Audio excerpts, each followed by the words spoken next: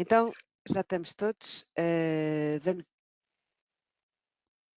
Vamos então dar início a esta videoconferência.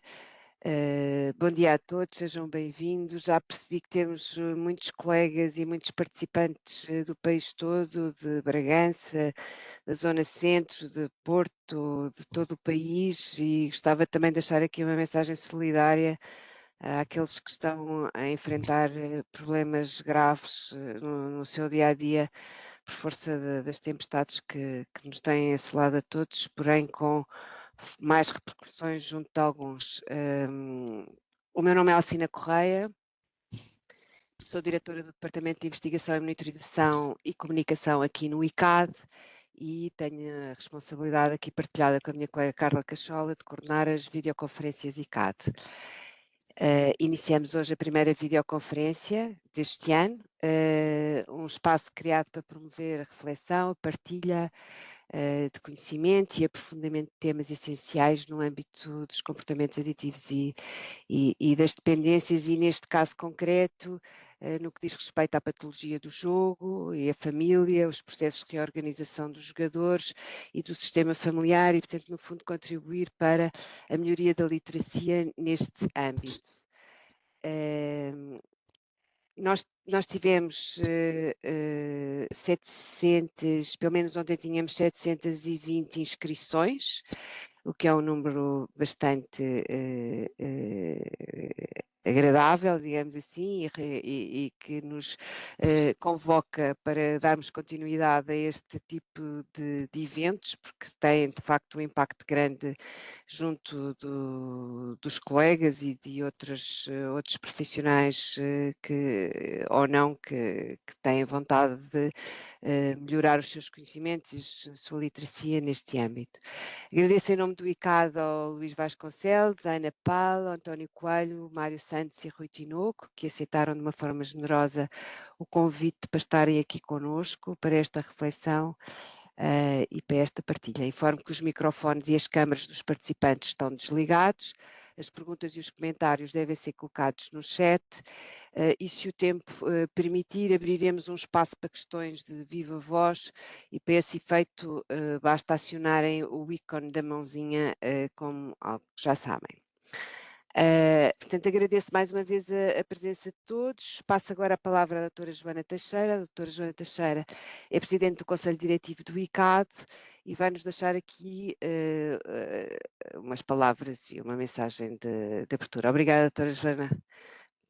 A palavra é Muito sua. obrigada, doutora Alcina Correia. Portanto, muito bom dia a todos.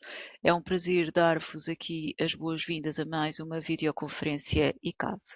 Quero começar por agradecer aos nossos convidados externos, a Ana Paula, o Dr. António Coelho, cuja colaboração com o ICAD, especialmente na área da formação, vem já de longa data e que tem sido muito relevante, e também aos colegas do ICAD, os Drs. Luís Vasconcelos, Mário Santos e Rui Tinoco. A vossa disponibilidade e generosidade em partilhar conhecimento e a vossa experiência são essenciais para enriquecermos esta reflexão de hoje, que é coletiva. Em Portugal, como sabem, apesar da maioria dos jogadores manter um comportamento recreativo, existe ainda uma parcela que apresenta sinais de risco ou padrões que são problemáticos e que merecem a nossa melhor atenção. E, portanto, isto reforça a importância de políticas preventivas, de mais literacia sobre o fenómeno e de um maior investimento na cobertura nacional de respostas especializadas que garantam intervenções de proximidade, atempadas e que respondam às necessidades dos indivíduos, famílias e comunidades. Os dados mais recentes do Inquérito Nacional à População Geral 2023 indicam que 0,5% dos portugueses desenvolve uma relação problemática com o jogo a dinheiro. É um valor que tem vindo a aumentar de forma muito significativa e que exige uma atenção reforçada. Entre os menores de idade, apesar da proibição legal, o jogo continua a ser também uma prática expressiva. O estudo ECAT-CAD 2025 mostra prevalências entre 15% e 21% entre os menores de 13 a 17 anos, sobretudo nos rapazes e maioritariamente em contexto offline. Cerca de um quinto destes jovens jogadores refere já problemas associados ao jogo a dinheiro, e estes resultados são particularmente preocupantes e sublinham a urgência de reforçar a prevenção e a intervenção junto desta faixa etária. De acordo com o Sistema de Informação Multidisciplinar, o SIM, o nosso sistema aqui informático do ICAD, em 2025 estiveram em tratamento por jogo a dinheiro 693 utentes. Portanto, em 2023 tínhamos 365, em 2024 este número aumentou bastante para 569 e em 2025 então os 693 utentes que vos referi. Portanto, este aumento entre 2023 e 2025 de utentes que chegam a tratamento com problemas relacionados com jogo a dinheiro tem aumentado e é um aumento bastante relevante e que deve fazer-nos aqui, em termos do ICAD, pensar nesta problemática e nas estratégias a implementar para podermos oferecer as respostas necessárias. Portanto, vemos que o ICAD mantém um compromisso claro, que é contribuir para a definição das políticas públicas ancoradas em conhecimento e evidência técnico-científica. Esta é uma premissa essencial para garantir a identificação rigorosa dos problemas, a definição das prioridades de atuação e a implementação de respostas verdadeiramente eficazes. A produção de conhecimento, o reforço da literacia em comportamentos aditivos, quer entre cidadãos, profissionais e decisores, e a reflexão sistemática sobre estas matérias continuam a ser pilares centrais da nossa atuação. Nesta videoconferência, vamos aprofundar temas fundamentais para compreender melhor este fenómeno: o papel e a importância do dinheiro no percurso dos jogadores, a influência da família nos processos de tratamento e as características clínicas e os recursos terapêuticos da patologia. Esta análise torna-se ainda mais valiosa quando articulada com os dados empíricos e com a realidade que observamos no terreno, permitindo orientar decisões técnicas e políticas de forma mais informada e eficaz. Agradeço a presença de todos. Não poderei acompanhar a sessão até ao fim, mas sendo gravada terei a oportunidade de assistir mais tarde. Passo agora a palavra à doutora Alcina Correia. Obrigada, doutora Joana, pelas suas palavras, pelo seu incentivo. Sem mais demoras, passava agora a palavra também ao doutor Rui Tinoco, que irá ocupar-se da moderação desta sessão. O Dr. Rui Tinoco é doutorado e pós-doutorado em Psicologia, especialista em Psicologia Clínica, com especialização avançada em Psicologia Comunitária e Psicoterapia Psicodinâmica. Tem participado em vários projetos de investigação, de que destaco apenas os mais recentes: burnout entre profissionais de saúde e videojogos, microtransações e processos de gamificação, entre outros, que não vou aqui estar a referir.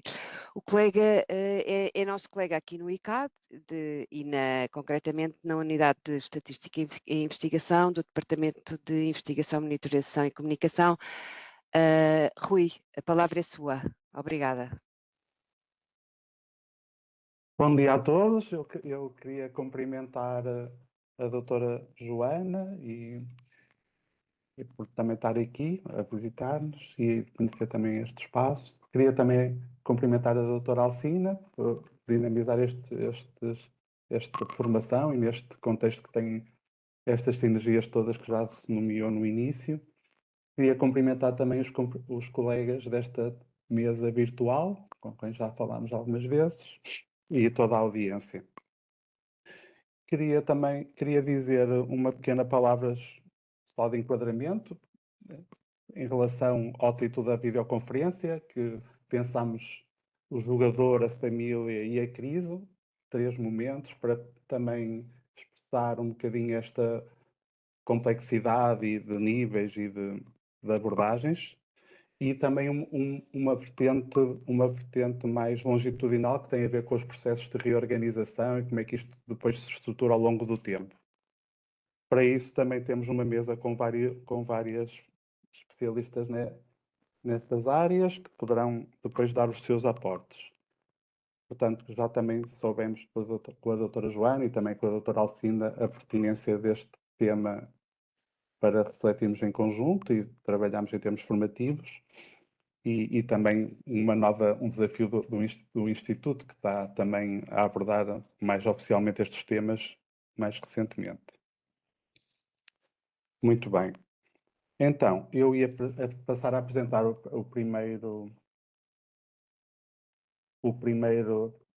pessoa que vai intervir, que vai ser o Dr. Luís Vasconcelos, que vai ter uma visão como é licenciado e mestre em Antropologia pelo ISCTE, doutorado em Ciências pela Universidade de São Paulo, lecionou e tem lecionado no ensino superior, investigou o uso de heroína em Lisboa. Atualmente dedica-se ao estudo do jogo patológico na nossa Unidade de Estatística e Investigação do Departamento de Investigação, Monitorização e Comunicação, que é formado pela doutora Alcina. Vai ter uma pequena comunicação sobre o enquadramento antropológico da função do jogo enquanto elevador social. Depois vamos passando nesta parte mais abrangente, que eu penso que o Dr. Luís vai falar. Depois vamos pensando e a seguir teremos uma breve conversa entre nós e depois abriremos também aos participantes. Vou passar então a palavra ao Dr. Luís. Luís, força aí. Bom dia a todos os presentes e, em primeiro lugar, queria agradecer o terem pensado em mim para este webinar. E como temos pouco tempo, eu vou já passar à conferência ela própria. Como vocês sabem, nós discutimos isso e as pessoas que estão a assistir verão melhor. Esta conferência foi levada a cabo no seguimento de um outro webinar feito antes, no qual eu discuti a questão da economia moral. A questão faz sentido. A doutora Joana Teixeira fez o favor de nos indicar logo de início que estávamos a falar de uma questão relativa com o dinheiro, e para um melhor enquadramento daquilo que vamos falar a seguir, eu diria que nessa primeira conferência falámos do jogo, nomeadamente do jogo a dinheiro, é disso que estamos a falar, que digamos, no início do século XX, foi enquadrado como relevando de um interdito. Eu estou a acompanhar um texto de uma colega minha feita nos Estados Unidos, um texto bastante interessante, no qual ele passa, no início do século XX, a interdito moral, ou seja, a ideia de que não é moralmente aceitável alguém ganhar muito dinheiro de uma vez, sem que isso seja através de um projeto de trabalho diluído no tempo, para, nos anos 50, a ideia, e é aqui que entra parte da introdução feita pelo Rui, a ideia de que o jogo a dinheiro e os proveitos ganhos no jogo podem ser vistos como uma forma de elevador social, ou seja, de o jogador poder ter acesso a um dinheiro, a uma trajetória social ascendente através do jogo. Isto é extremamente importante e já em si revela as mudanças naquilo que nós chamamos a economia moral do jogo. Ou seja, o jogo, que normalmente é explicado como sendo de uma área da atividade económica, nós vemos que aqui ele está, mesmo num plano mais amplo, ele está imbuído de uma dimensão moral. Ora bem, no tempo que me falta, nós vamos passar a uma outra dimensão, a uma outra escala, que é a escala da família. E então eu pedi agora o favor à Alcina que colocasse o quadro que eu tenho agora aqui, que é só um, portanto não vos vou cansar com umas passagens, umas grandes passagens. Ora, aí está.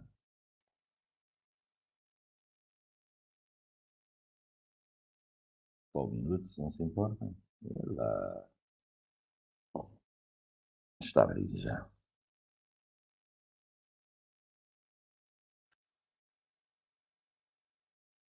Demora um bocadinho. Pronto, mas eu espero. Importante referir ou reiterar esta questão para a qual eu chamei a atenção antes. Do que nós estamos a falar é de uma mudança de escala na economia moral do jogo. E tentar compreender como é que, fazendo essa mudança de escala, o que é que na família está em causa. Luís, peço desculpa, não estou a conseguir passá-la. Que chatice. É que eu nem sequer tenho isso traduzido. A tradução que eu tenho é uma tradução livre e agora tenho que voltar aqui assim. Mas pode lê-la. Ela é curtinha. Eu Eu tenho tenho a lê-la, aqui. mas eu só no slide é que tinha a tradução do português para o inglês, do Então inglês para o português. Isso eu posso ler. Quer que eu leia? Então, se faz favor, leia lá. Leia lá, então. Pois o problema é que eu nem a estou a conseguir abrir no meu computador. Não sei porquê. Então, espera aí, eu vou tentar abrir aqui do outro lado. Isto está complicado e vocês não estão a ver, mas vejo eu e posso ler. Quando nós mudamos de escala, a primeira coisa que verificamos, e isso será abundantemente circunstanciado pela Ana Paula, eu tenho participado num grupo de jogadores, de familiares de jogadores, num grupo dos anónimos, e no plano familiar poderemos dizer, seguindo a Lorraine Daston, que é uma colega minha norte-americana, uma economia moral, quando estamos a falar de família, é uma teia de valores saturados de afeto que se sustentam e funcionam em relações bem definidas entre si. Uma economia moral é um sistema balanceado de forças emocionais, com pontos de equilíbrio e várias restrições. Voltamos agora aqui assim adiante. A primeira coisa que é preciso referir é que, quando nós estamos a falar de economia moral, nós não estamos a falar de princípios que são transcendentes. Ou seja, eles existem, eles reproduzem-se, eles modificam-se no interior das próprias relações que constituem, das várias relações que constituem a família. E elas, de certa forma, esta economia moral está impregnada nas relações que constituem as famílias. Maiores proximidades, maiores distâncias, e como todo este aspecto da economia moral é, digamos assim, resultado desse conjunto de relações que estão saturados por afetos. Quando a crise e qual é aqui a importância do dinheiro? O dinheiro, normalmente, ele não é falado como interdito, ou seja, há um interdito,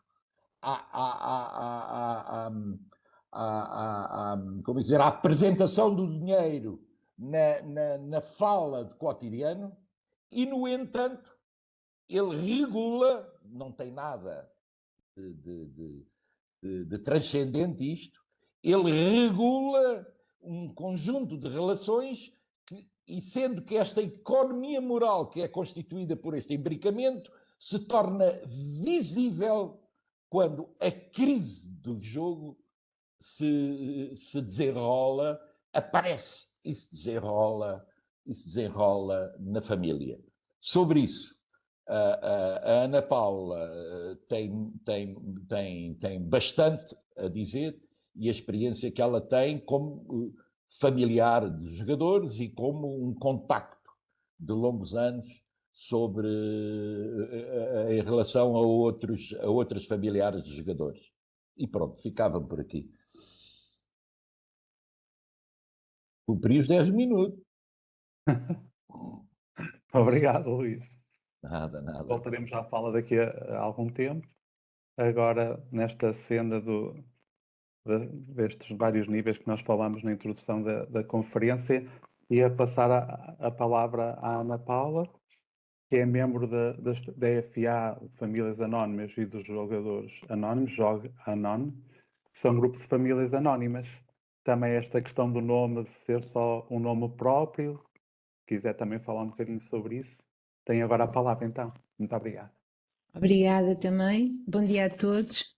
Agradeço o convite em meu nome e em nome destes grupos e dou os meus bons dias a todos que estão a assistir a esta conferência. Eu chamo-me Ana Paula, como já ouviram, e sou membro da Associação Portuguesa de Famílias Anónimas e também destes grupos de familiares de jogadores há 15 anos.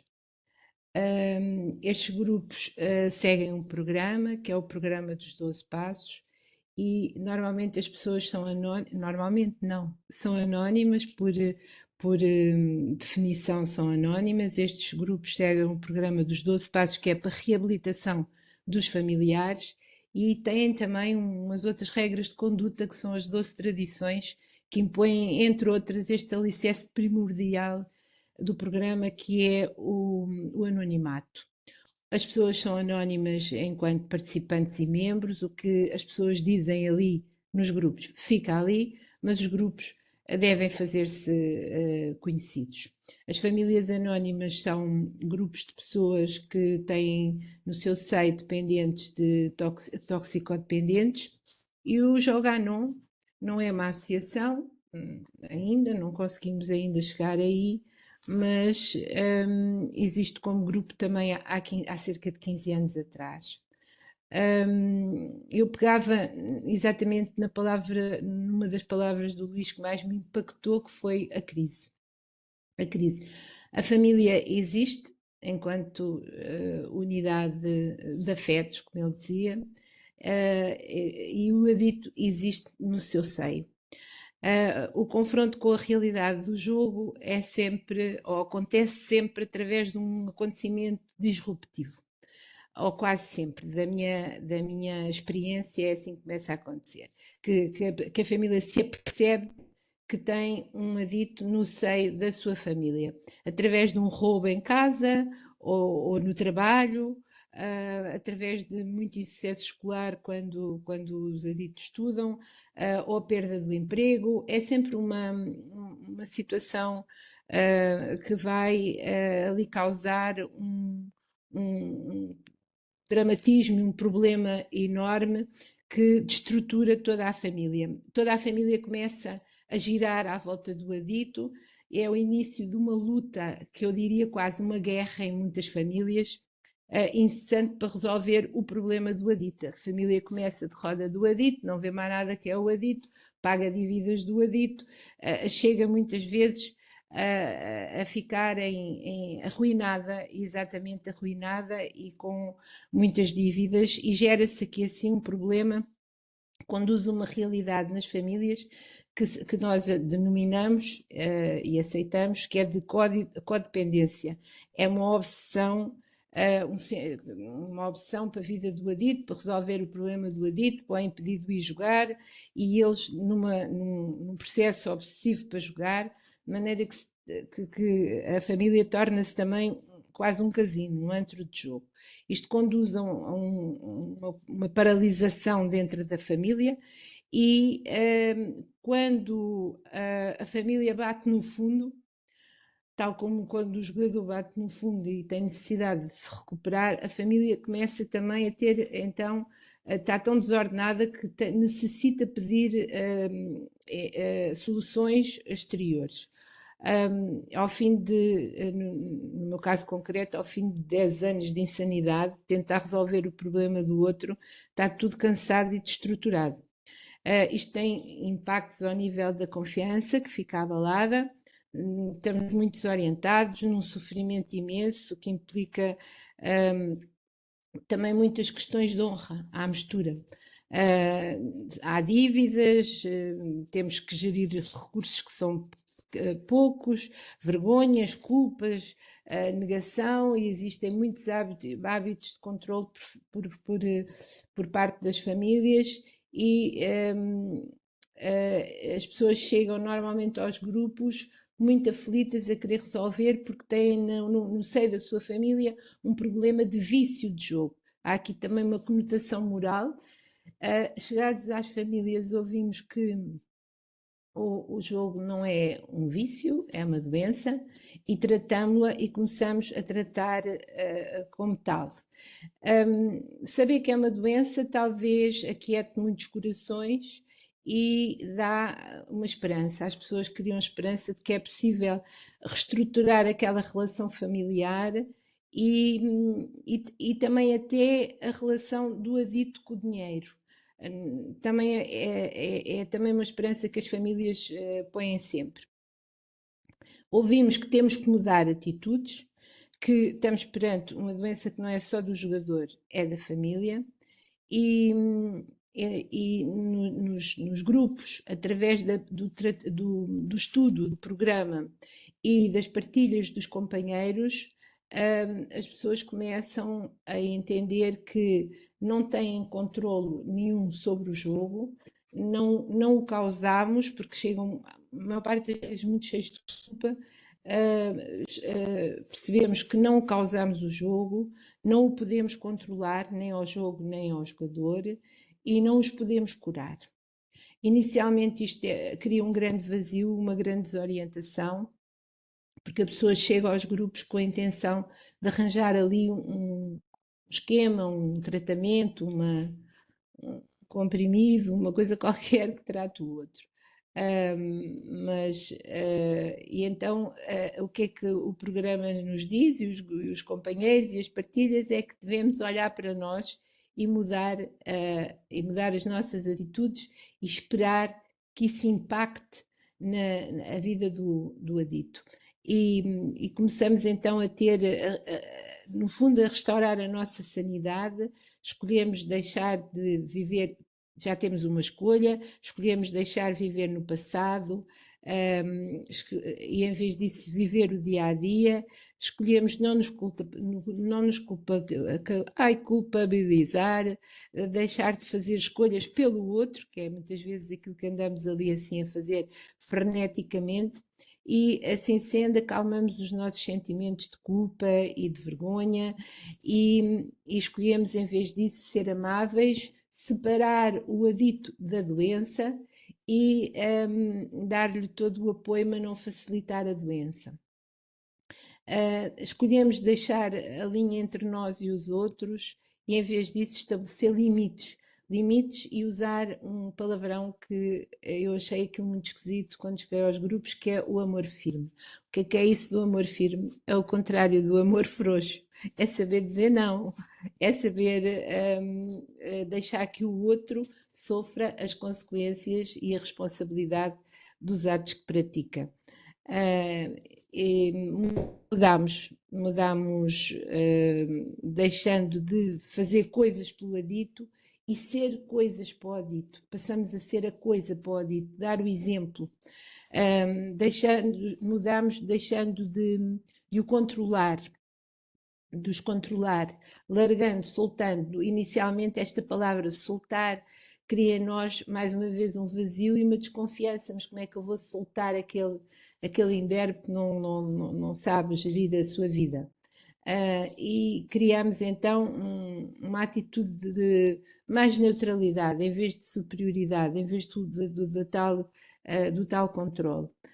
Mudamos as expectativas que temos por esperança, que é também muito importante, que as pessoas, essa atitude que as pessoas levam dos grupos, a esperança. e começamos a ser pessoas mais focadas em nós, e deixámos de nos armar em salvadores. Ganhamos, por identificação com as partilhas do grupo, ganhamos essa força e essa coragem para deixarmos de ser capazes deles, porque muitas vezes isto gera situações até violentas no seio da família, e deixamos de revisitar essas feridas, essas velhas feridas, e passamos a ter uma vida mais serena e deixamos de estar obcecados com a vida do adicto. Estas alterações, estas atitudes que são, no fundo, as atitudes são a forma como olhamos uns para os outros, não é? E para as circunstâncias da nossa vida. Esta mudança de atitudes permite-nos ter uma vida mais sã, melhorada e, na maior parte das vezes, pela minha experiência, impacta na vida do adicto.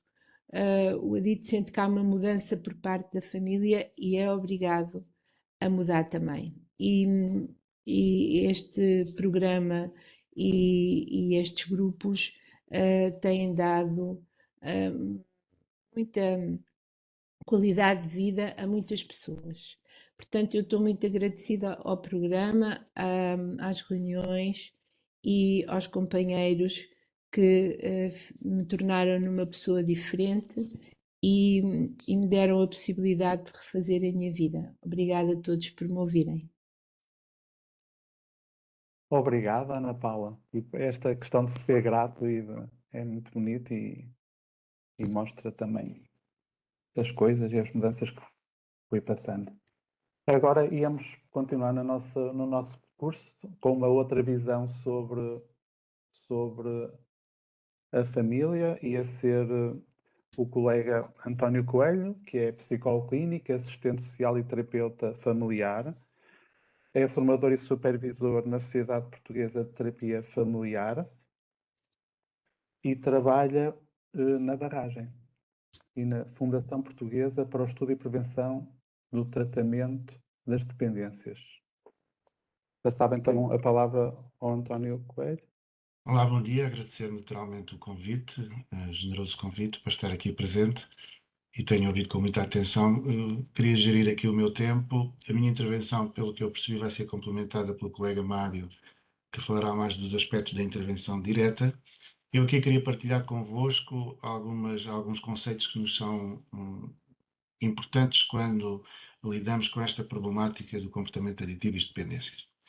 Do ponto de vista da teoria sistémica, a família é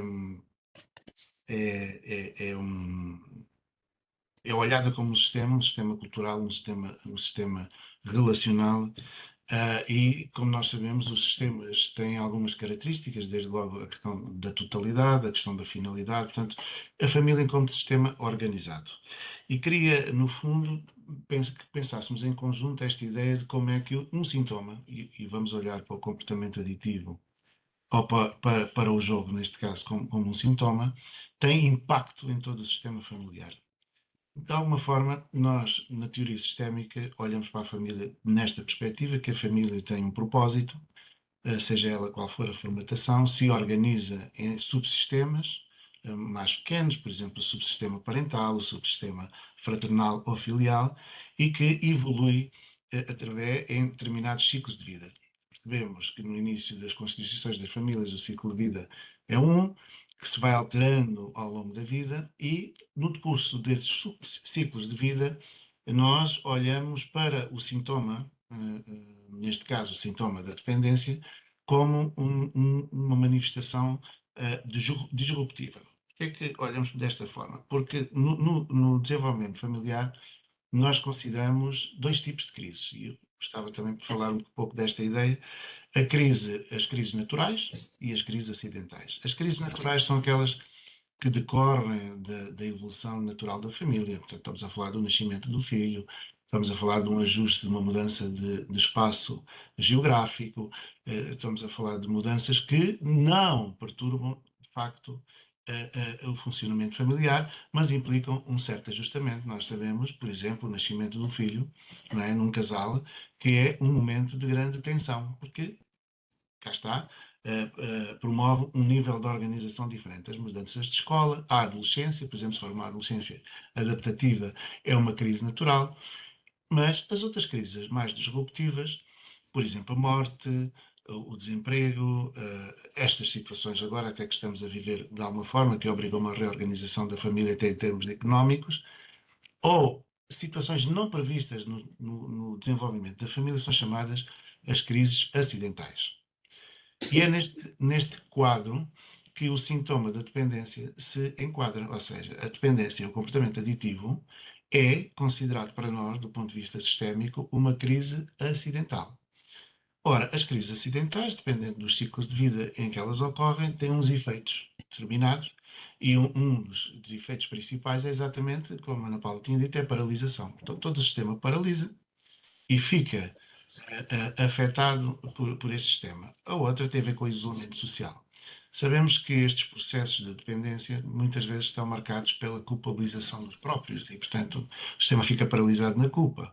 Onde é que eu falhei? O que é que eu fiz de errado? O que é que eu não vi? O que é que eu não fui capaz de fazer? E, portanto, a família fica presa neste processo de culpa, no isolamento social e na vergonha. Este é, do ponto de vista da relação com o exterior, grande impacto da instalação do sintoma comportamento aditivo, e dependência. Porque estes processos afetam todos os membros do sistema. Afetam financeiramente, afetam emocionalmente, afetam na circulação, na própria circulação da família e afeta muitas vezes naquilo que se chama uma perturbação ao nível da estrutura. Ou seja, muitas vezes há inversão de papéis, filhos que acabam por ser pais, pais que se colam muito à imagem dos filhos, nós chamamos uma certa permeabilidade entre o subsistema parental e o subsistema filial. Ou seja, nós, do ponto de vista da estrutura da família, achamos que é adaptativo e com um grau de saudabilidade que existe uma diferença hierárquica entre aquilo que é as funções parentais e as funções filiais. De facto, a dependência muitas vezes inverte estes papéis e temos algumas situações em que os próprios filhos, não é, são parentalizados. O que é que isto quer dizer? Que os filhos muitas vezes assumem as responsabilidades parentais com os próprios pais, que têm um comportamento aditivo, ou o contrário. Isto para vos dizer que, sendo a dependência uma crise, a crise perturba todos os sistemas. E esta crise pode ser também uma oportunidade. Ou seja, digamos que o sintoma é uma expressão de todo o sistema familiar e, portanto, nós, do ponto de vista da intervenção, trabalhamos ao nível da estrutura familiar, nomeadamente naquilo que é a diferenciação dos papéis de cada um, trabalhamos a questão da hierarquia, trabalhamos a questão da diferenciação, nós falamos muito em algum modelo, sobretudo o modelo transgeracional, na diferenciação do self de cada um, e na possibilidade que o sistema pode funcionar de uma forma alternativa, ou seja, porque as famílias chegam-nos muitas vezes com este pedido, quando chegam à terapia familiar, está aqui uma peça, esta peça é este senhor, ou aquele rapaz, ou aquela rapariga, não funciona. E, portanto, por favor, conserte este elemento e devolva à família funcional. E, de facto, da nossa perspectiva, isto é um trabalho que envolve toda a família. Ou seja, o portador sintomático tem é o portador do sintoma, portanto é aquele que manifesta o comportamento, mas toda a rede de relações é afetada. E é preciso estabelecer regras. É preciso enquadrar, dar espaço ao que é que cada um, do ponto de vista do sítio onde está, no lugar da família, sente com aquela circunstância. Como é que a afetou individualmente. Ou seja, esta crise é uma oportunidade para que a própria família se reveja e se reenquadre. De qualquer das formas, nós assistimos sempre à paralisação do sistema e, ou seja, do ponto de vista da organização, sabemos que até o próprio relacionamento com o exterior é muito afetado. E, portanto, pensar que esta crise, que é uma crise acidental, pode ser também uma oportunidade para revisitar os processos comunicacionais da família. Falamos dos silêncios, falamos da família nem toda ter a informação, e, portanto, tudo isto é aquilo que nós chamamos uma ameaça à integridade do sistema familiar. E como é uma ameaça, o que acontece é que as famílias invariavelmente passam por vários processos. E o primeiro é aquilo que nós chamamos a negação. Muitas vezes a família tem processos de negação, têm informação que não partilham entre eles, vivem individualmente estes processos de culpa e de responsabilidade e têm uma imensa dificuldade em ativar os seus recursos para funcionar. De facto, uma família, quando está imersa nesta problemática, tem muito pouca capacidade para olhar para os aspectos positivos e para aquilo que ela é capaz. Portanto, o nosso trabalho nesta situação é identificar esta crise, perceber que impactos é que ela tem em cada um dos elementos do sistema familiar e ajudar esta tomada de consciência a passar de uma negação, que é aquela negação quase patológica, não é? Para um reconhecimento do sintoma, mas o sintoma é enquadrado dentro do funcionamento familiar e num ciclo de vida determinado. Eu diria, para acabar, eu não sei quanto tempo tenho, se calhar já estou com 8 minutos, acho que estou muito certinho, dizer-vos que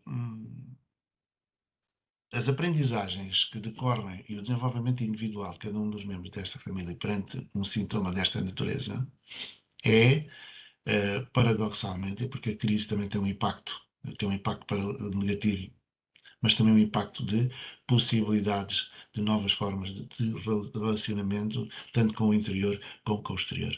E sabemos, daquilo que nos é dito, da nossa experiência, que as famílias se sentem, apesar da dor, apesar do sofrimento, apesar de todos os custos também financeiros e patrimoniais, que esta experiência foi enriquecedora do ponto de vista pessoal no meio do sistema familiar. Portanto, diria que nós trabalhamos, para sistematizar, trabalhamos com as famílias com comportamento aditivo ao nível da estrutura, não é? Com o modelo estrutural. Trabalhamos ao nível da comunicação, dos paradoxos da comunicação, com o modelo comunicacional. Trabalhamos também com o modelo transgeracional, que nos ajuda a compreender as transmissões e as heranças de pais para filhos e como é que elas se manifestam. E depois muito também ligados à questão das narrativas, das terapias narrativas, que nos ajudam, não é, do ponto de vista sistémico, a que aquela família saia, e a Ana Paula falou disso, que é, o tema é só isto, só falamos disto, é a questão da narrativa saturada. Ou seja, sabemos que a narrativa ligada ao comportamento aditivo é uma narrativa muito saturada, com perspectiva da culpa, paralisação. Depois há outra dimensão, que é a codependência. A codependência é aquela forma que todos os membros do sistema familiar são afetados pelo comportamento aditivo e dependência de um dos seus membros, o que faz com que haja muita dificuldade de pessoas reconhecer os próprios sintomas. Há programas que identificam os sintomas, chamados sintomas da codependência, que correm em paralelo com os programas de prevenção da recaída. Mas isso deixei aqui para o Mário, mas queria só notar esta importante, para nós, pelo menos importante, que é criar o espaço para que esta família fale da sua codependência. A codependência, portanto, é a dependência do dependente, mas não há substância, mas os comportamentos, desde manifestações físicas, não é? Estou a falar de cefaleia, estou a falar de perturbação do sono, estou a falar de irritabilidade, isolamento social, a outras, e há um aspecto muito importante e curioso, que é, quando uma família destas é afetada com um problema desta dimensão, tudo o que está ao lado deixa de ter importância e a família fica focada naquele sintoma e como se ficasse paralisada. E acontece algumas vezes, quando estas famílias entram no processo de reabilitação e de recuperação, aparecem manifestações sintomáticas noutros membros da família que até então não tinham tido espaço para se manifestar. E, portanto, significava que esta família estava ela própria num processo de codependência. Pronto, basicamente era isto que eu vos queria dizer, não vos queria amassar mais, mas fiquei pensando sempre nestas ideias da crise acidental e como é que ela se organiza. Obrigado.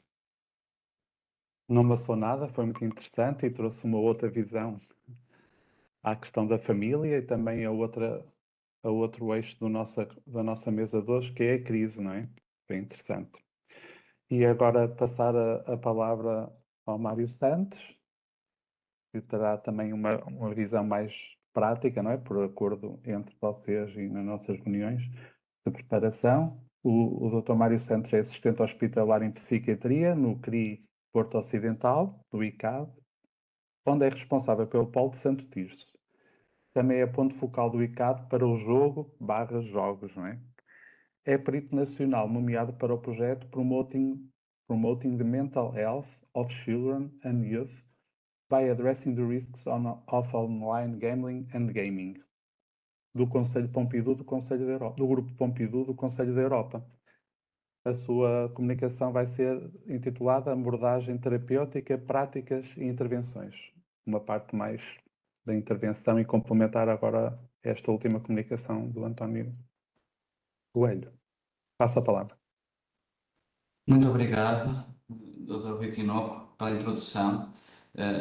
Queria cumprimentar todos os elementos da mesa e a audiência, agradecer muito este convite e, tendo em consideração que tenho 10 minutos, eu vou tentar focar aqui esta parte em linha com aquilo que já tem sido falado, quando nós estamos a tentar abordar terapeuticamente, aqui do ponto de vista mais prático, a situação da perturbação do jogo, da pessoa que tem um problema com o jogo, quais são os pontos da abordagem em que a família é fundamental e como é que nós abordamos estas questões da relação familiar e da relação do jogador com a família neste âmbito. Como a Ana Paula disse bem, é muito frequente no percurso da história do jogador ter havido um momento em que há uma revelação e esta revelação pode vir de várias formas.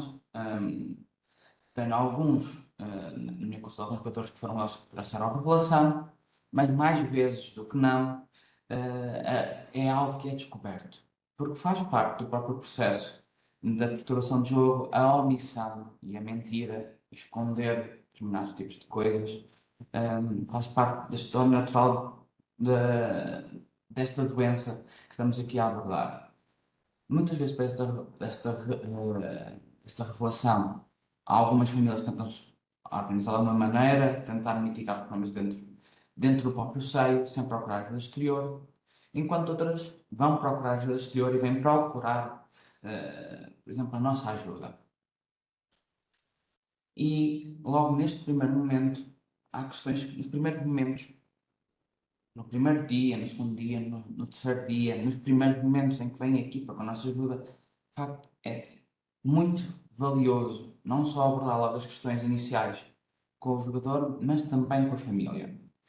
Existem algumas coisas que nós tentamos logo perceber desde o início, por exemplo, o impacto que isto teve na família, não só do ponto de vista financeiro, mas também do isolamento que o jogador pode ter tido, da despriorização da família, dos entes queridos em direção ao jogo, em que há um investimento cada vez maior, e perceber como é que isto vai afetando os vários sistemas da vida da pessoa. E nós tentamos desde o início perceber isso, porque isso também nos ajuda não só a fazer o diagnóstico, mas também a perceber qual é que é o caminho que temos que percorrer e quais são as prioridades de tratamento que podem surgir ali.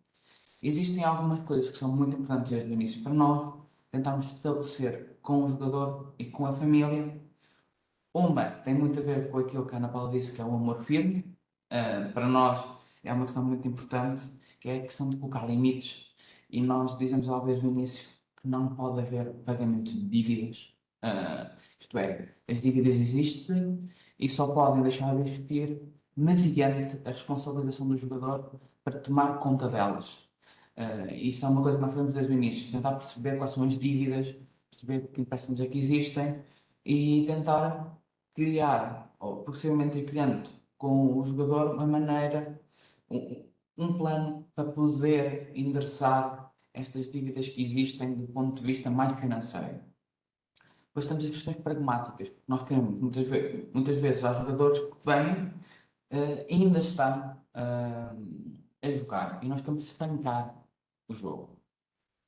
Ou mesmo não estando a jogar, podem ter parado de jogar, por exemplo, há 2 semanas, há 3 semanas, há um mês, podem estar num período em que não estão a jogar. Nós queremos fortalecer as salvaguardas para que o jogo não volte a acontecer desta maneira e para que se possa avançar de forma mais apropriada no processo de tratamento. Eu costumo introduzir aos jogadores a ideia do triângulo do jogo. O triângulo do jogo é baseado numa perspectiva muito cognitiva comportamental, na ideia de que para que haja uma ação são precisas 3 coisas. É preciso a oportunidade, é preciso o meio e é preciso a cognição ou a vontade. E aqui o processo de tratamento vai se focar muito nas ideias e na vontade, mas isso é um processo longo. Então, logo ao início, nós temos que abordar tanto a oportunidade, que é o acesso aos locais, e os meios, que é o acesso a dinheiro. O acesso aos locais nós abordamos com a parte da autoexclusão e com várias aplicações ou com várias estratégias que podemos, por exemplo, utilizar para diferentes tipos de jogos para tentar limitar o acesso ao jogo. Mas no acesso a dinheiro, muitas vezes, ou maioritariamente, vamos ter que trabalhar de forma próxima com a família para criarmos maneiras de limitar ou restringir o acesso a dinheiro que poderá ser utilizado para o jogo. Nós temos várias estratégias que podemos tentar utilizar. Muitas vezes fala-se aqui da figura do gestor de património, que é um bocadinho o papel que uma pessoa de confiança pode assumir para ajudar durante um período a gerir o acesso ou a supervisionar o acesso a dinheiro, e podemos ter vários níveis do quão limitado este acesso pode ser. Podemos ter desde fazer mesmo uma orçamentação do dia de forma muito, muito restrita para tentar perceber quanto dinheiro é que se vai gastar ao longo do dia e o jogador só ter acesso a esse dinheiro, até formas mais leves que podem passar só pela supervisão diária ou de 2 em 2 dias dos gastos e do fluxo de dinheiro que acontece na conta para que se possa haver este sistema de responsabilização. Obviamente aqui há alguns riscos e nós, consoante o que acordamos com a família e com o jogador, porque isto é um processo de acordo mútuo que tentamos encontramos as melhores estratégias possíveis. Isto tem alguns riscos aqui, porque muitas vezes o que vai acontecer é que esta pessoa pode ser, por exemplo, um filho, ou pode ser um amigo, pode ser o marido ou a esposa. E, por exemplo, quando é um filho, temos que ter riscos aqui de estar a contribuir adicionalmente para a parentalização de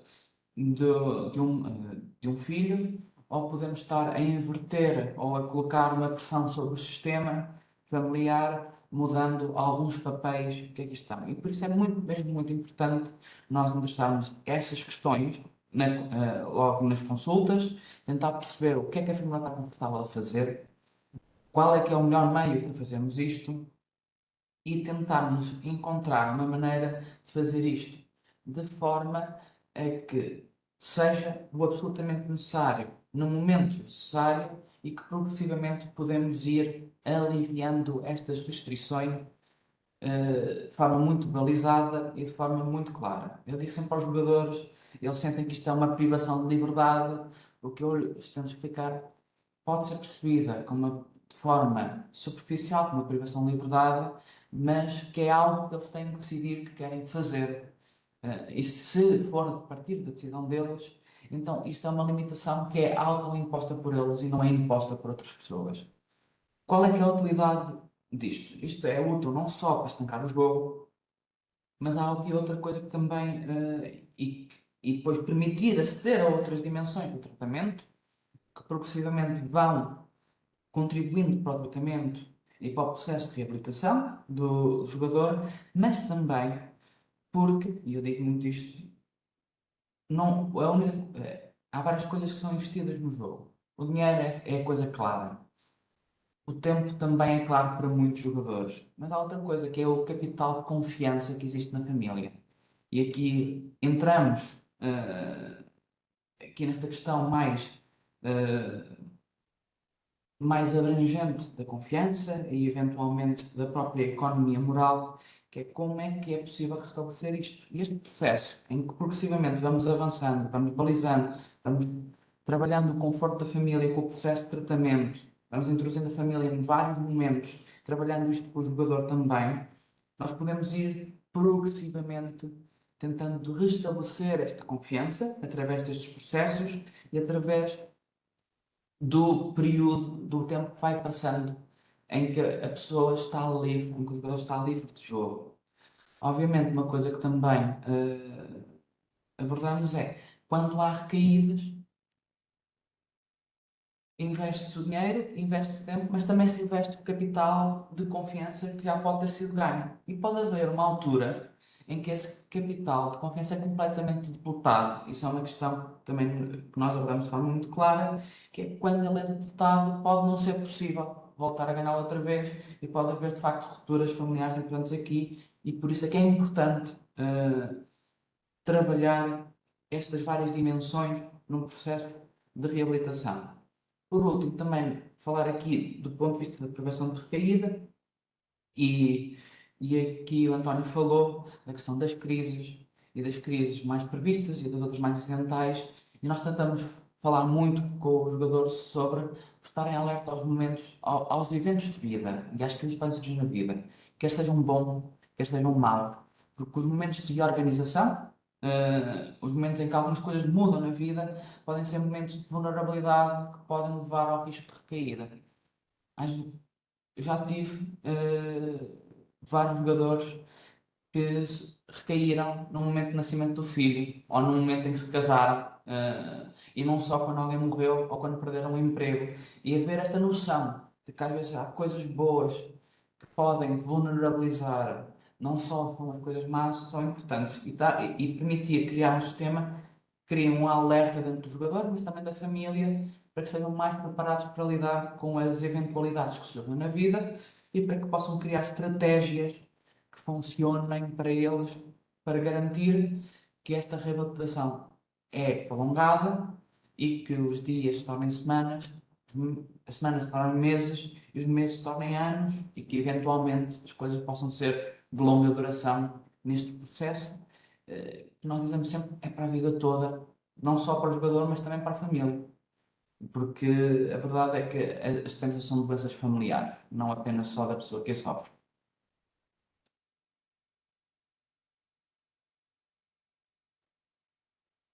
Pronto. Terminaste? E terminei, sim. Ok. Porque há de terminar, mas não. Terminei. Obrigado pela comunicação e por esta visão mais para próximo de uma clínica também que vamos fazendo nos CRIs. É suposto agora nós temos aqui uma pequena conversa. Eu ia pôr algumas questões que me suscitaram, ou se calhar em perguntas, ou só finalização de temas, antes depois abrimos a toda a gente para falarmos. E eu então, para fazer isso, eram duas áreas que me chamaram a atenção. Já me tinha chamado a atenção das nossas conversas anteriores, a questão do dinheiro. O que é isto do dinheiro? O Luís Vasconcelos diz que o dinheiro regula as relações. Também agora o Mário Santos falou disto. A Ana Paula falou na questão da família no início paga as dívidas. Há uma questão da honra e de muitas famílias pagam as dívidas num primeiro momento. E eu queria, não sei, será que o dinheiro é uma coisa homogénea? Eu, nas minhas leituras na parte do gaming e com coisas também do gambling, o dinheiro depois também se transforma, não é? Vai ficando cada vez mais abstrato, compro uma coisa, uma moeda virtual no jogo, é com essa moeda que vou no jogo, no site de gambling, é com essa moeda que vou apostar no gambling. Nos casinos também acontecem coisas deste género. Eu gostaria, se calhar, por exemplo, o Luís Vasconcelos, falar um bocadinho sobre esta questão do dinheiro. Que dinheiro é este, não é? Regula as relações, traz estas coisas do interdito, mas que dinheiro é este, não é?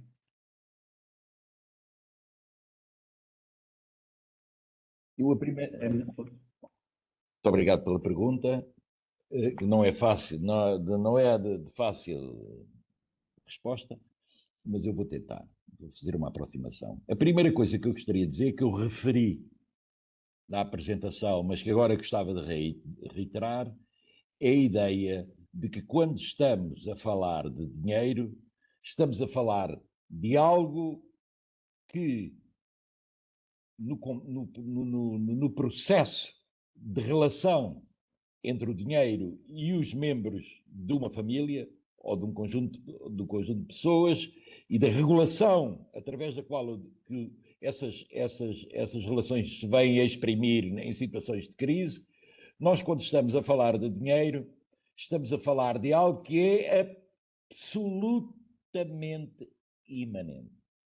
Ou seja, nós não estamos a falar, e isso é muito importante para o conceito de economia moral e muito importante para os antropólogos, devo esclarecer, que o dinheiro não é uma instância transcendente. Não é uma instância transcendente. É algo que deve ser avaliado das práticas das relações entre as pessoas. O problema do dinheiro e da resposta ao dinheiro é que, isto pode parecer paradoxal, mas é absolutamente verdade, é que os economistas, não há nenhum economista que defina o que é o dinheiro. O que é o dinheiro? Aparentemente ninguém sabe, não é? Sabe fazer uma resposta. O dinheiro é um símbolo de valor que atribui um valor abstrato e a partir do qual as coisas podem ser trocadas. Basicamente é isto. A ideia de troca é interessante, porque, como nós sabemos, quer no tempo, quer no espaço, a mais profunda maioria das sociedades fazem circular bens e aquilo que nós chamamos de serviços sem a existência do dinheiro. Através de quê? Talvez isso abra para uma resposta àquilo que o Rui fez o favor de colocar e que ajuda a responder a isto do dinheiro como uma instância não homogénea, que é os bens e os serviços circulam através de dimensões morais que permeiam as relações. Um homem deve fazer a circulação de determinados bens para o seu cunhado, ou seja, o irmão da mulher. E essas obrigações estão bem patentes. O problema do dinheiro, e por isso eu digo que ele é um regulador, não no sentido transcendente, mas no sistema das práticas das relações.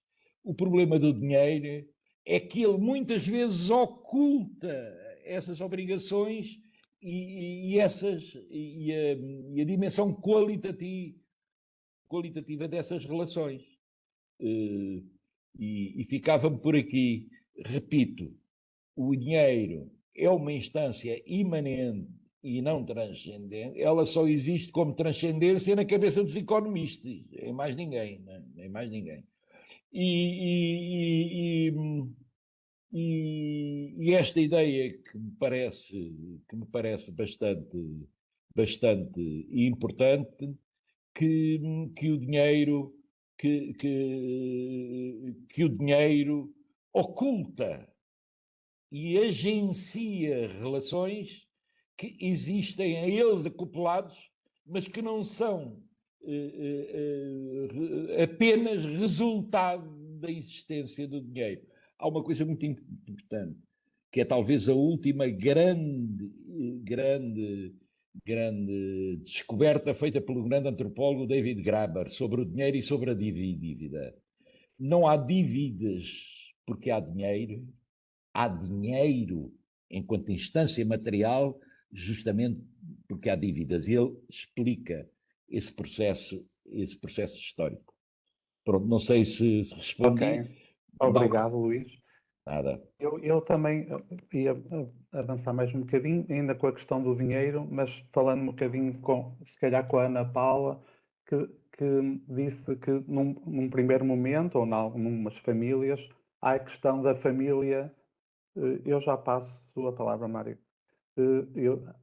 Há a questão da família querer pagar as dívidas todas e, de repente, o dinheiro também invade e é uma força motriz aqui numa desorganização da família, ou da família também ficar adicta, digamos assim. A Ana Paula, também, se o Mário quiser falar. Sim, obrigada pela pergunta. António.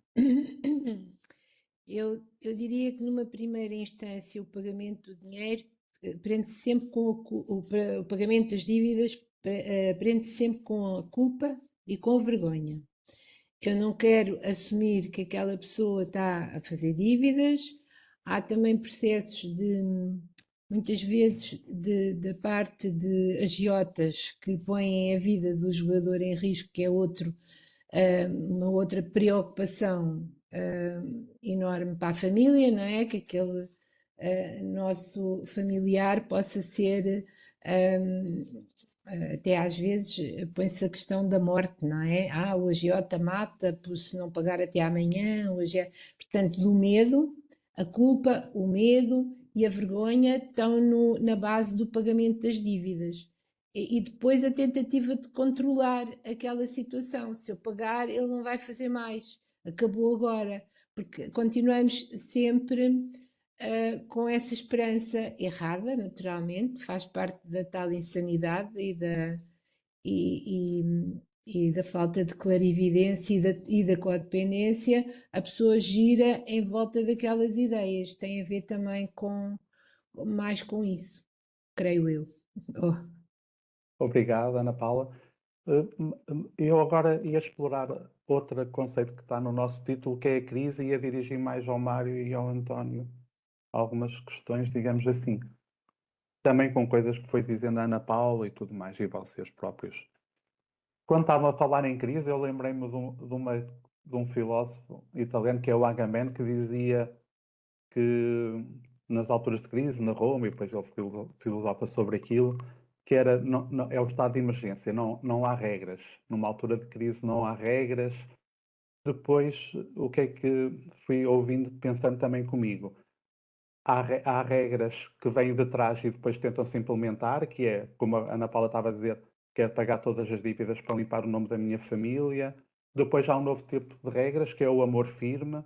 O Mário também disse que na sua intervenção clínica há gestão do património, há uma mudança de regras ao contrário, e também o conceito que o António Coelho falou, da crise acidental, versus a paralisação do sistema. Como é que vocês veem esta questão da crise e as oportunidades de reorganização? Paralisação, regras antigas que ficam exacerbadas, uma crise que também apaga a voz das outras pessoas da família. Gostaria de vos ouvir mais um pouco sobre isto, se quiserem, ou se quiserem retomar algum tema do diálogo anterior. Posso começar. Eu queria comentar aqui uma parte de trás do dinheiro e depois falar daqui da questão de crise. E concordando perfeitamente aqui com o que o Dr. Luís disse, o dinheiro é tão mal definido e às vezes é tão vagamente percebido que o jogo tem uma forma particular de distorcer completamente a noção que as pessoas têm à partida do dinheiro e que depois, quando surge a nossa consulta, têm.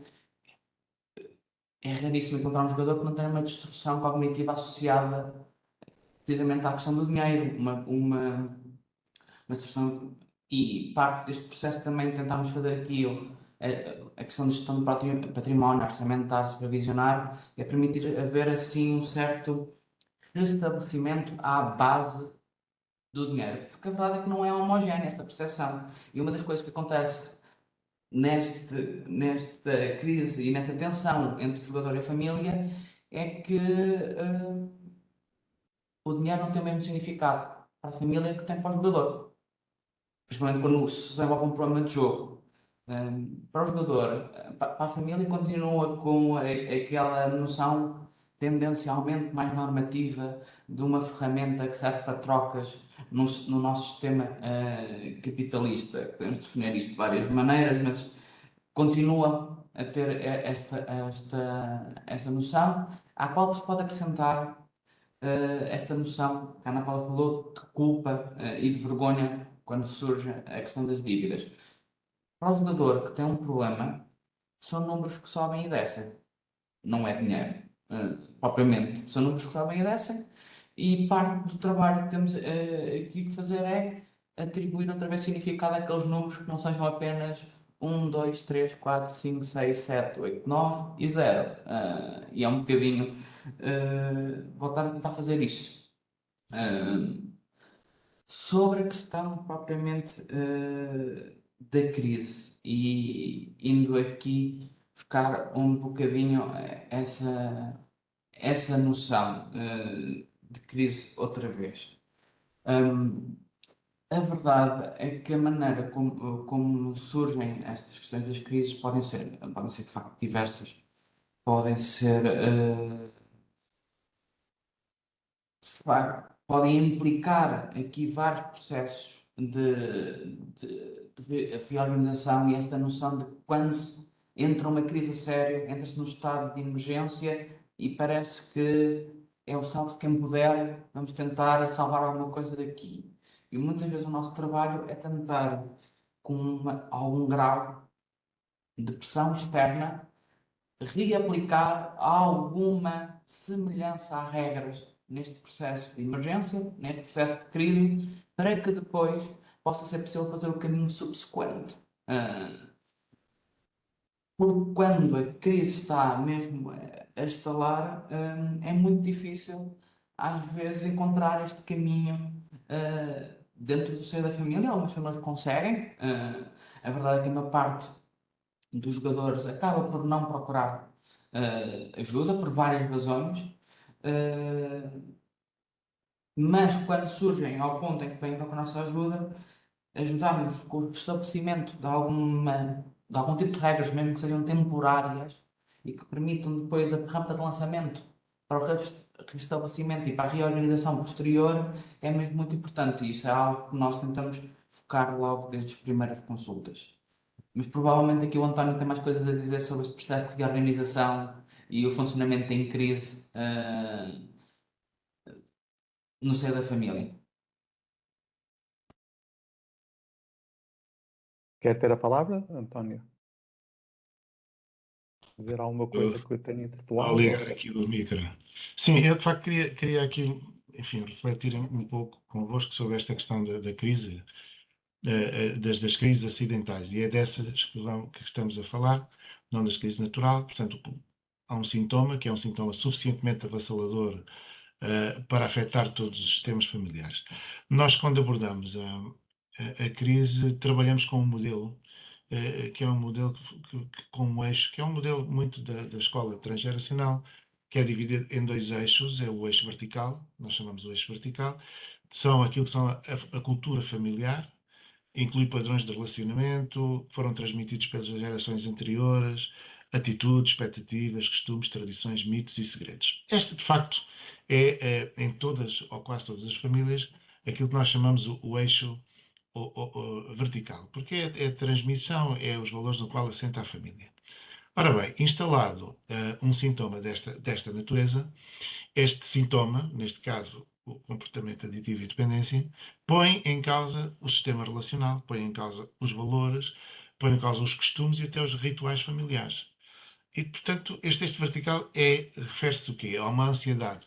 Não é? É uma ansiedade que é produzida no aqui e agora, ou seja, o tempo da manifestação deste comportamento aditivo é o tempo do aqui e agora, e, portanto, todo o dia, dia a dia, a família vai gerindo o que está a acontecer e, portanto, os impactos desta situação.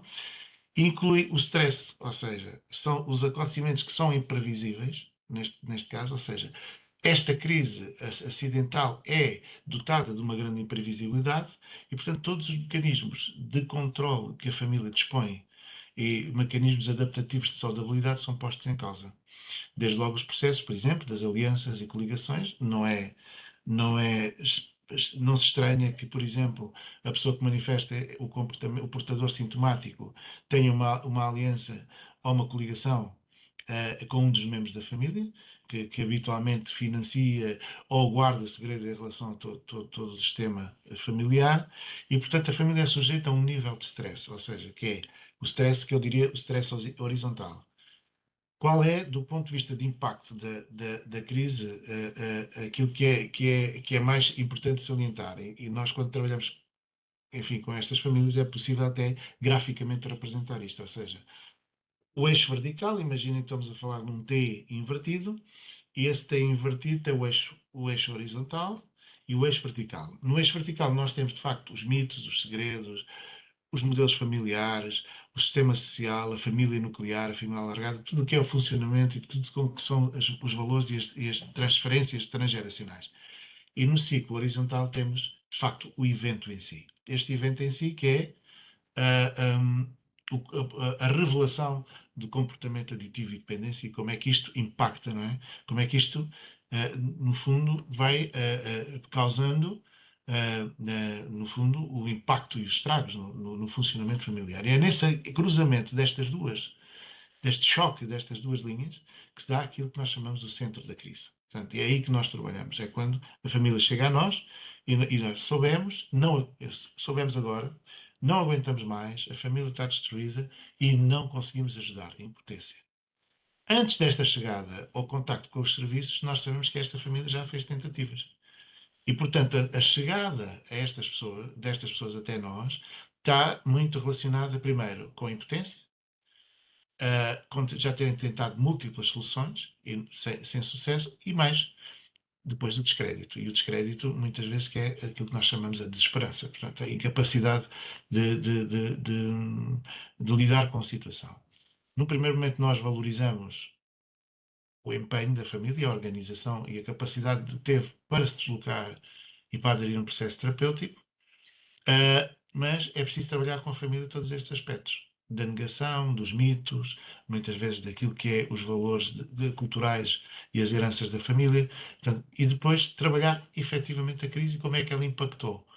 E, portanto, e ser possível, não é, a partir desta crise, reconfigurar, se quiser, e reenquadrar este sintoma, tendencialmente para que a manifestação deste sintoma desapareça, não é? E isso é o indivíduo, ele próprio vai fazer o seu percurso individual e, portanto, e com isso promover uma autonomia.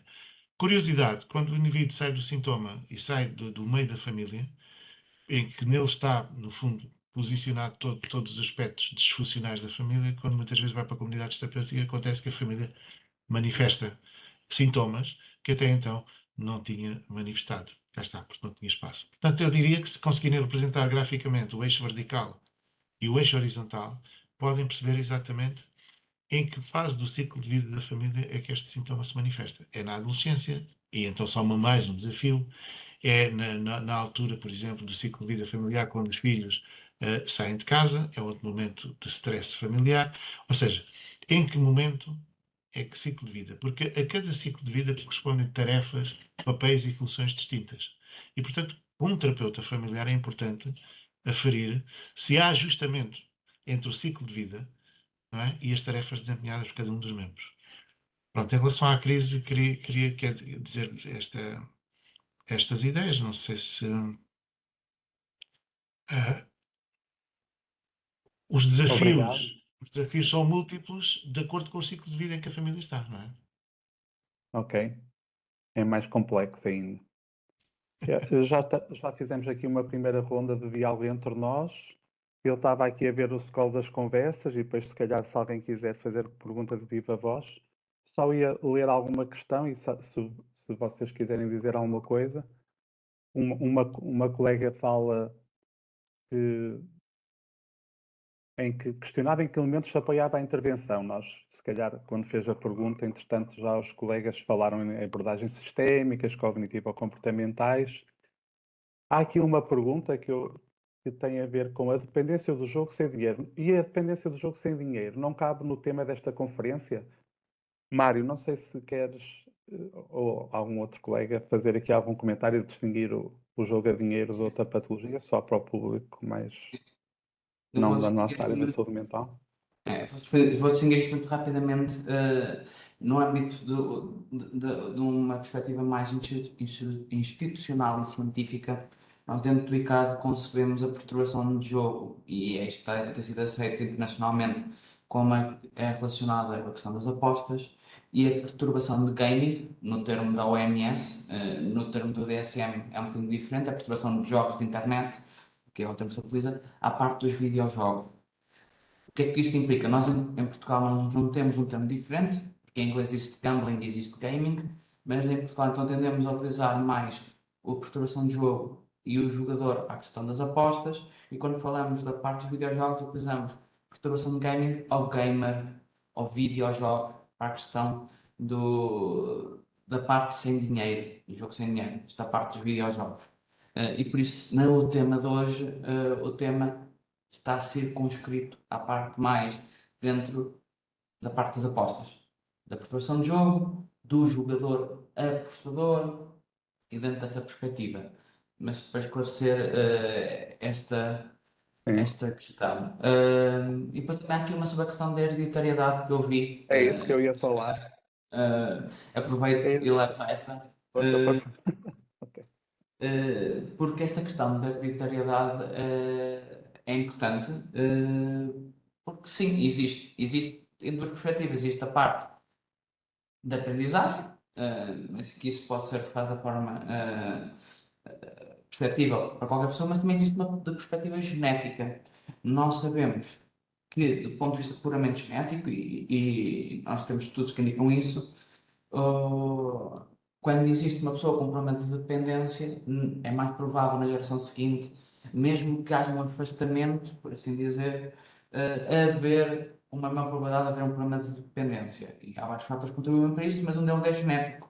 E pode ser por via direta, tem sido detectado algumas características que são poligénicas, que não estão num único gene, que determinam um maior risco, mas também indiretas, havendo vários problemas, várias perturbações mentais que podem também, de certa forma, sofrer hereditariedade e determinar uma maior probabilidade de desenvolver uma perturbação aditiva. Por isso, sim, isto chega ao ponto de haver estudos que indicam que há um determinado tipo de fármacos que nós podemos utilizar para ajudar alguns jogadores que funcionam melhor se na família, por exemplo, se o pai tiver uma perturbação do uso de álcool.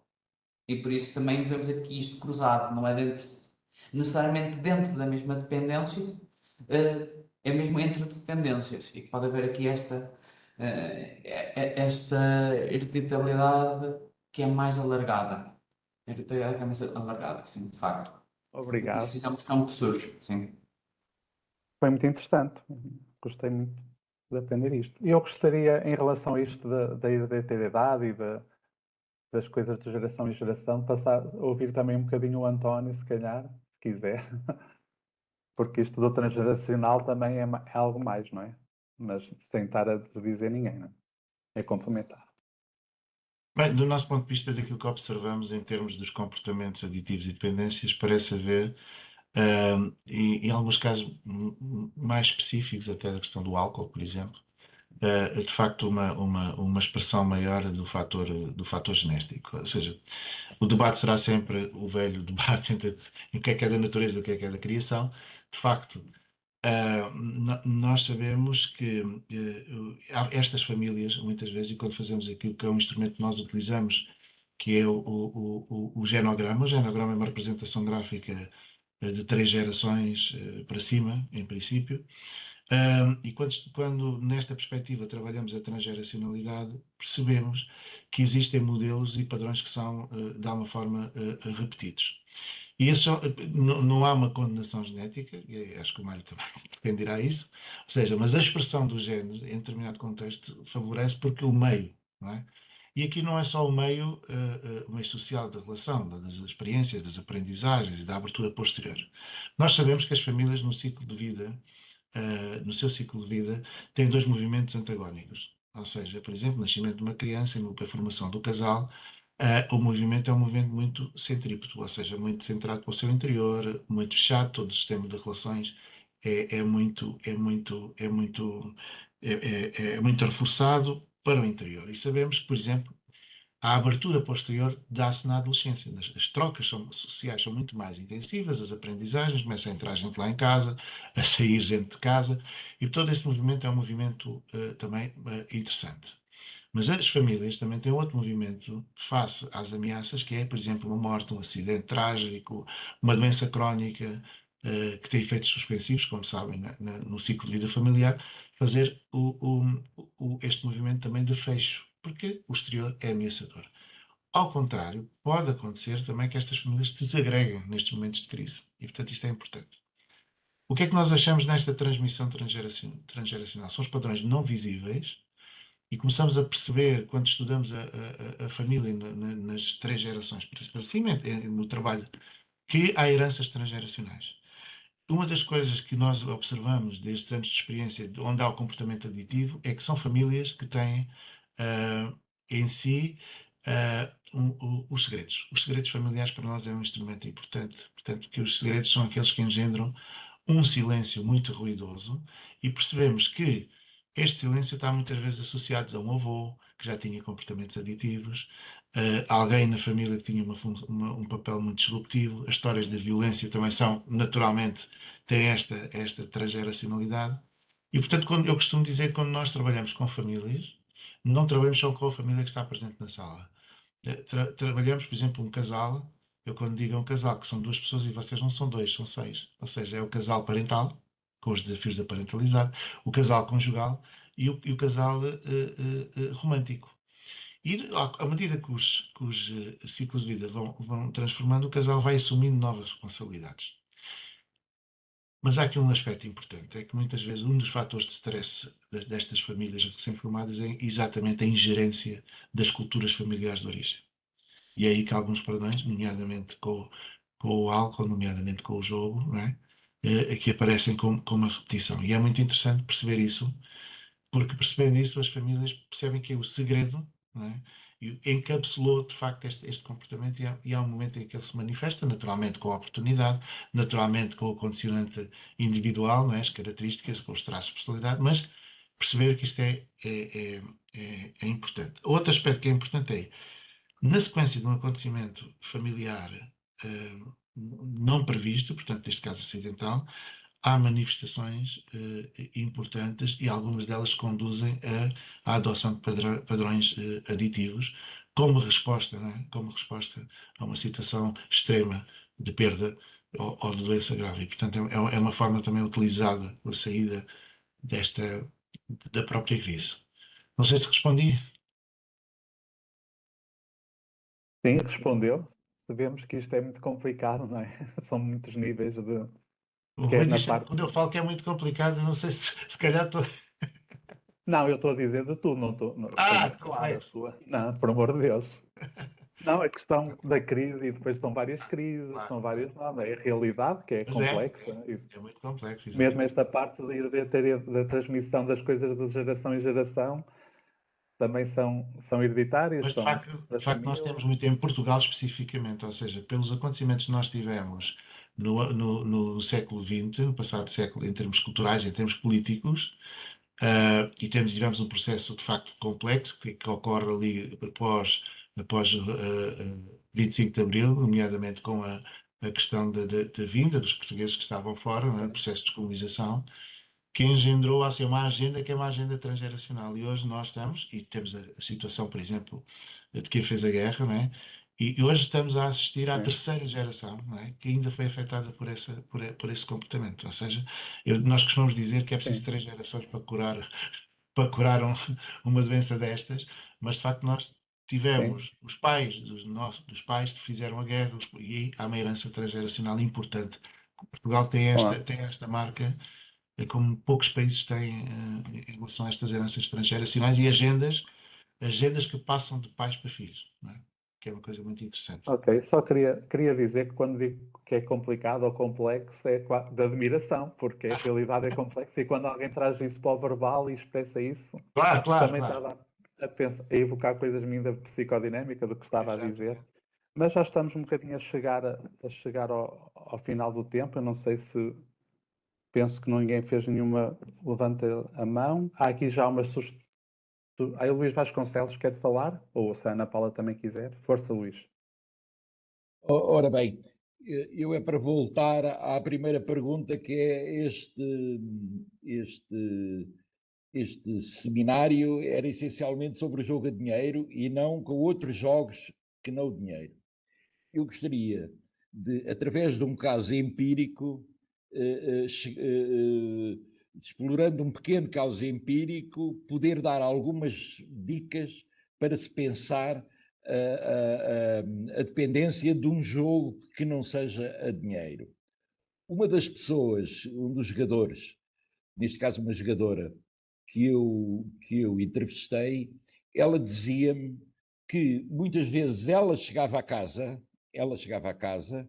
e que depois de ter jogado no casino, ela era jogadora de casino, e que chegava à casa e que abria no computador um site de jogo online, não para jogar, porque ela dizia que não usava cartão, tinha imenso medo de usar cartão, mas justamente para ter acesso à dimensão perceptiva do jogo, ou seja, da máquina, que existe quer na máquina de casino, quer no computador, que mimetiza todos aqueles barulhinhos, todas aquelas, para ter acesso a essa dimensão. Isto remete-me, o Rui sabe disto, porque nós já falámos sobre isso, para a reflexão que o Gilles Deleuze faz sobre o barroco. O barroco é um tipo de arte que se prende com a necessidade que o artista desenvolve, seja na pedra, seja na tela, seja o que for, que o artista desenvolve de forma a atrair alguém para o ponto de vista da obra, não é? E que isso é conseguido através justamente da dobra. São artes que estão sempre a produzir obras, digamos, a produzir um movimento que atrai a pessoa para o ponto de vista da obra. Se nós pensarmos nas máquinas também como instrumentos dizendo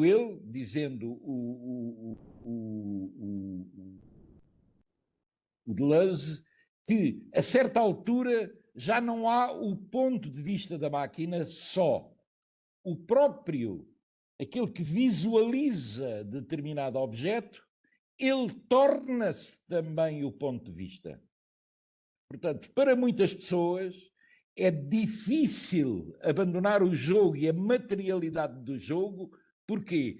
Porque o jogo, na sua componente material, se tornou, mesmo que não seja a dinheiro, seja o ponto de vista através do qual ele estabelece as relações com o mundo e com os outros. Não sei se isto ajuda, mas pronto, fica-me por aqui. Ok, obrigado, Luís. Eu queria agradecer as vossas comunicações excelentes e também este diálogo que torna as coisas, o contacto com as coisas complexas, como elas são e tudo mais. Nós já estamos um bocadinho fora do tempo, a doutora Alcina também já quer falar um bocadinho. Temos aqui já ideias para novas conferências e vamos ouvi-la, se calhar, um pouco sobre o futuro a nova videoconferência a seguir e um bocadinho o futuro deste projeto, que também já está aqui a ter ideias para inputs para novos diálogos. Agradeço a todos. Muito obrigado. Doutora Alcina?